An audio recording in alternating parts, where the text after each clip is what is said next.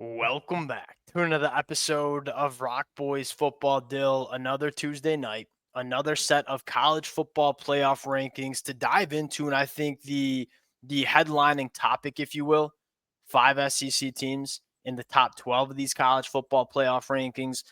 There's going to be people that are talking about SEC bias, and I'll be quite frankly, I'm a Michigan guy, I'm a Big Ten guy. The reason I think you're seeing five teams in the top 12 from the SEC doesn't exactly have to do with the SEC being far and away the best conference. I think the Big Ten, quite frankly, has four in there. I think it has a lot more to do with what you've seen from the other two conferences in the ACC and the Big 12. And you look at the ACC coming in, Miami, Clemson, Florida State, those were kind of the teams. You look at Clemson, certainly not the team that I think some of us expected them to be. Florida State, not even close. And then you look at the Big 12, especially with BYU losing to Kansas, who lost to a team like Illinois. You say, I think the five SEC teams in the top 12 have a lot more to do with teams in the ACC and the Big 12 struggling as opposed to, the SEC bias. That's kind of my take. And again, I think there are going to be some people who disagree with it. And I think that's the beauty of college football. I would love to hear from y'all in the comments section. That's the best part about having this conversation. A lot of different ways to look at it. Dill, I'll kick it to you here. When you look at five teams in the SEC in the top 12 of these college football playoff rankings, how are you feeling about it? No problem with it. And I think it really does start with kind of what you were saying. And I think it does matter that, frankly, two of the, let's say, water carriers for the ACC in Yes. Florida and Clemson, or Florida State and Clemson, two teams that, again, have gone on and played favorable games against SEC teams, one at the highest level, been big time programs over the past handful of years. I think it matters when those two teams are really kind of down. And Clemson's not extremely down like Florida State is, but they don't look like an elite team. I think most people would agree with that. That offense still hasn't quite been fixed. So when your big dogs aren't looking particularly competitive, I think it really puts some strain on how good you can maybe think a team like SMU is. Now, I like where Miami is. I don't think the people who are going to say, oh, Miami should be much down. I mean, you could maybe argue they should be around 10. Maybe they're not as good as Ole Miss or Georgia. I'm fine with that argument. Miami belongs in that top 12, whether they win Yeah. the ACC or not. I do think they'll have to win it, but right now you have to keep Miami in it. But aside from that, I don't love where the ACC is at. And the Big 12, without Texas and Oklahoma, they don't have those two preeminent big dogs, if you will, to kind Yeah, of and when you've carry them seen along. when you've seen it, and it's funny, you'll see on social media. I think Danny Cannell put out a tweet talking about how you've seen some cross conference matchups not going the SEC's way. LSU losing to USC neutral site, Auburn losing at home against Cal. Like those aren't the teams we're talking about in the top 12. Those aren't the college football playoff teams. I think the more telling result is a team like Georgia, Clemson, neutral site week one, and Georgia wins that one handily. When you see big dog on big dog and say, all right, how does the top of these two conferences stack up? That result is probably carrying a lot of weight in terms of having the SEC so much present in the top 12 of these rankings. That's kind of my take on it, Dill. I think we are trending for one team in the ACC getting in, one team in the Big 12 getting in. Those are both conference champs because you look at some of those other teams, especially in the Big 12 with BYU taking that loss to Kansas, it's going to be hard for two teams from the Big 12 to get in. I'd probably say the same thing for the ACC. Now, this is a little bit more of the interesting conversation, at least for me, Dill. You look at teams in the top 12. What teams are you looking at that could be falling when you're talking about movement? Like, all right, what teams outside of the top 12 can move up and what teams in the top 12 might move down? Where are you looking at in terms of that top 12 teams that you could see falling over the next couple of weeks here?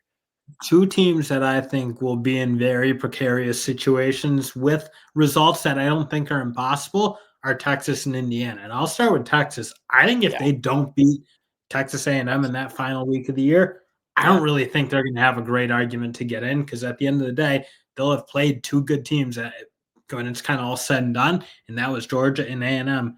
They got to at least win one of them. If they win against A&M, no problem with kind of where they're at. I think, again, on paper, I really like what they look like, and I think they'll beat that A&M team, but I'm not overly confident because right now their offense still looks a little bit more clunky than you'd probably want to right now. And on the other hand, Indiana if they get smoked by Ohio State, no good argument for keeping them in this list. I think Indiana is entirely contingent on how that game looks. Like I'm willing to have Indiana in if they go on the road to Ohio State, play a 10 to 14 point loss. But if it gets ugly, if it goes to 3 scores, and it also kind of it depends on like how that game looks from an eyeball test situation too. Like that's not a game I would just box score scout and say, all right, Indiana lost by 17 points, take them out. It could be a competitive 17-point loss. It could be a non-competitive 17-point loss. But I think how they lose that football game is really going to matter when you're talking about Indiana making the college football playoffs. I'm happy it might not be fair, but I think the burden of proof is kind of high on those like upstart teams. And again, that might not be like we kind of know Ohio State is what it is. We know that Alabama, Georgia, like those teams have been fair. dominant. That doesn't, for me personally, I don't take that into account that much because I look at this Indiana team and you got to give credit where credit is due. We've seen a lot of these teams in the top 12 not play very consistent and not play very good games and not blow out teams that they should be blowing out. To Indiana's credit, like everyone you've put in their way outside of that Michigan game, and again, they were up 14-3, 17-3 in the second half of that football game. Outside of that, like they've looked dominant in pretty much every single game we've seen. And I 100% get that, but do you like again the strength of schedule is kind of the other part of why I kind of make that comment where I do think they need to prove a lot against Ohio State because again, like you can look good against the schedule they've run through. They haven't had to deal with what a team like Ole Miss or Georgia or Tennessee, those teams below them, because those teams have been kind of fighting their way through really tough games week in and week out. And that's just not where Indiana's at. And given the fact that, like, again, this is a new team we really don't know anything about. So I think there's a lot they need to prove against Ohio State 100%. To keep me kind of convinced. 100%. And then you look at Texas, and I'm kind of happy that you shouted out Texas because that resume is just the resume is non-existent for Texas. Now the eyeball test in certain situations is telling you, and you kind of know this is a very good team. But at the end of the day, if they don't get it done on the road against Texas A&M, that is 2 losses to the only 2 college football playoff caliber teams that's on your schedule, and you lose to them both. I don't know how you can put Texas in the top 12, put them in the college football playoffs if they don't get that on the road win in College Station come week 12. That will be, in my opinion, college football playoff game. You know, I think Texas doesn't get in if they lose, and I think Texas A&M, if they can win, I think they find themselves into that top 12, getting into the college football playoffs. I'll give you one more, Dale.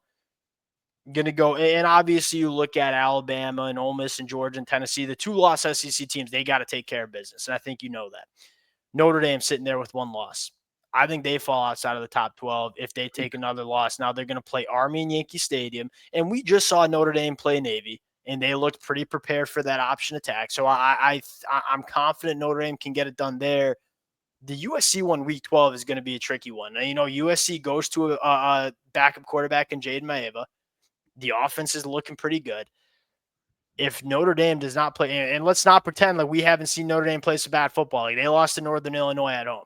If Notre Dame loses again and they go to 10-2, that's another team that I don't think makes the 12-team college football playoff. If your team is kind of like a segue and to get into these teams that are outside the top 12 that could find their way into the top 12, let's start with South Carolina at 18. Like if you're a team like South Carolina, you want Indiana to get spanked. You want Notre Dame to pick up another loss because those are the teams that you could see falling out and giving you the opportunity to come in. I think there's a lot of teams that are outside of the top 12 right now that will need some help. South Carolina is that one that I'm keeping my eyes on because we've seen the committee kind of value what have you done for me lately. That's a South Carolina team that nobody wants to see in the end of November because they're playing good football. Yeah, I would agree with that. A&M certainly a team that can get back in, but frankly, aside from those 2, the Big 12 champion is in, obviously. So Colorado or BYU, one of those teams is finding their way in, or whoever wins. I don't want to necessarily pigeonhole it with those 2 because I think there's a lot of teams that'll have their crack at that thing.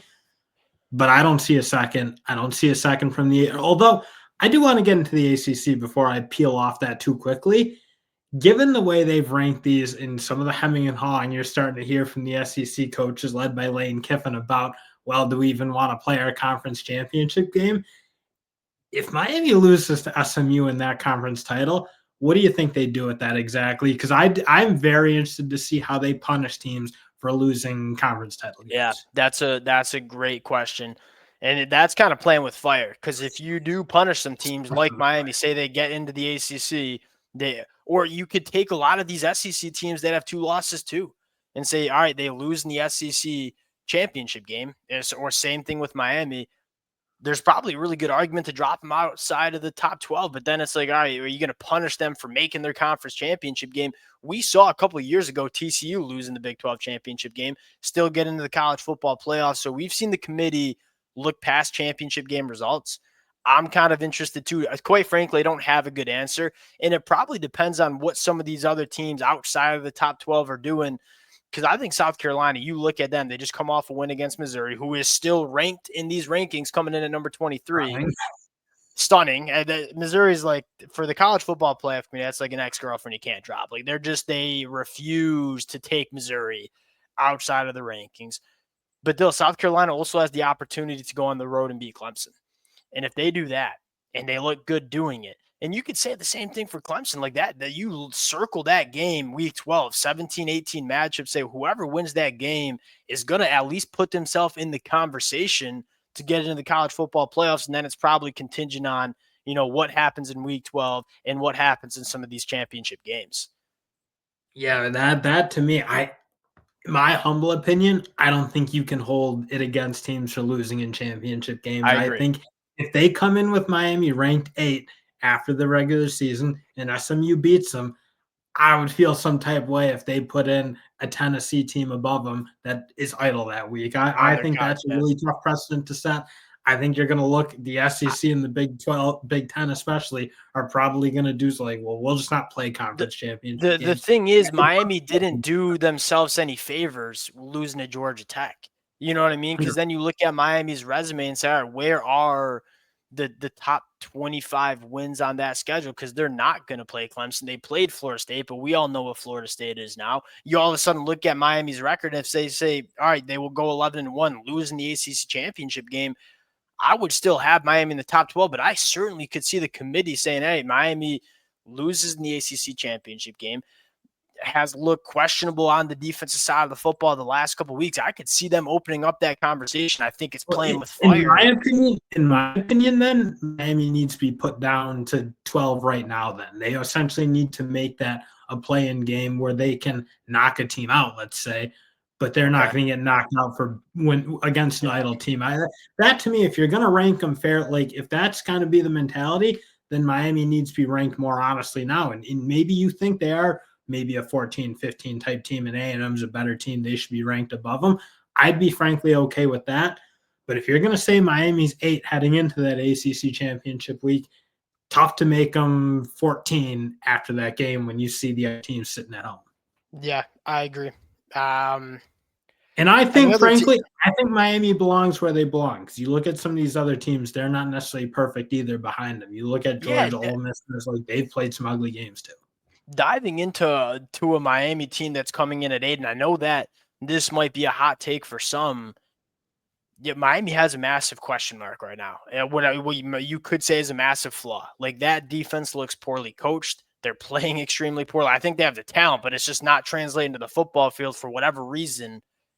But they do have an offense that if you're trying to point to me, like what units do I trust from teams in the top 12? I don't think there's an offense in the country that I'm taking over what the Miami Hurricanes are putting out. Like their offensive line, they're starting to run the football. We obviously know what Cam Ward is doing. So they do have something I trust, but they also have, they're not a complete team by any means, but I'm okay having them 8. Yeah, Dill, I think we're starting to see, teams get eliminated every single week. And I would highlight Texas A&M.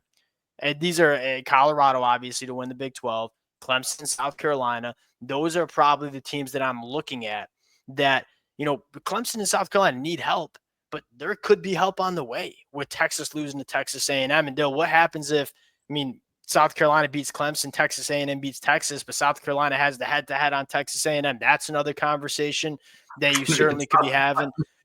There's going to be a lot of conversations to be had.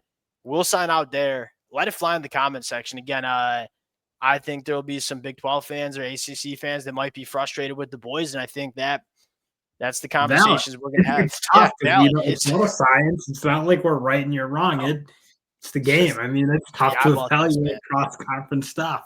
The old eyeball test, the old gut feeling, you might say. All right, appreciate you guys rocking with it. If y'all do enjoy the content, consider subscribing to the channel, and we'll talk to y'all later.